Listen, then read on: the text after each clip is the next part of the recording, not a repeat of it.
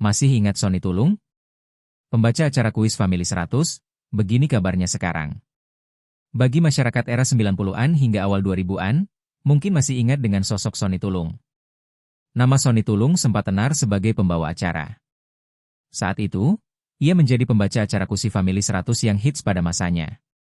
Wajahnya yang tenang namun penuh wibawa di acara kuis Family 100 melekat di hati pemirsa pada masanya. Sebagai pembawa acara, Sony bukan hanya tampil profesional, tapi juga menghadirkan kehangatan khas yang membuatnya sulit tergantikan. Namun, seiring berjalannya waktu dan perubahan selera hiburan, Sony perlahan mengambil langkah mundur dari sorotan layar kaca. Bukan berarti ia berhenti berkarya, justru sebaliknya. Kini Sony mempunyai profesi baru. Kini ia berkecimpung di dunia pendidikan nonformal, menjadi pembicara, dan MC berbagai acara. Dalam kehidupan pribadi, Sony pernah menikah dengan Virginia Sumakut. Pernikahan itu berakhir pada 2012, namun dari pernikahan tersebut, ia dikaruniai seorang putri, Casey Rebecca Tulung, yang kini tumbuh remaja dan mengikuti jejak sang ayah di bidang komunikasi. Simak kabar terbaru Sony Tulung spesiali presenter acara kuis, kini aktif di belakang panggung. Perjalanan Sony tak selalu mulus. Sebelum terkenal, ia sempat menjalani berbagai pekerjaan, mulai dari menjual majalah ekspor hingga menjadi penyiar radio di stasiun kenamaan seperti Ramako dan Prambors. Titik balik datang ketika ia dipercaya membawakan Family 100 di Antv. Tayangan kuis itu melambungkan namanya, bahkan membuatnya meraih 3 Panasonic Award berturut-turut antara 1997 hingga 1999, prestasi yang menjadikannya salah satu presenter kuis terbaik di zamannya.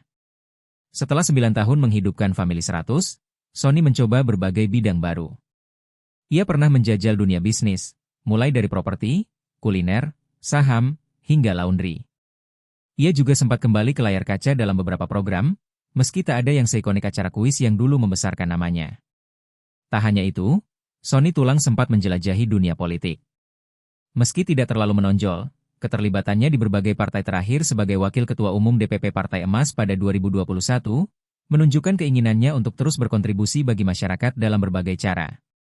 Kini, Sony Tulung menemukan panggilannya di bidang public speaking. Ia aktif memberikan pelatihan komunikasi di berbagai institusi dan perusahaan.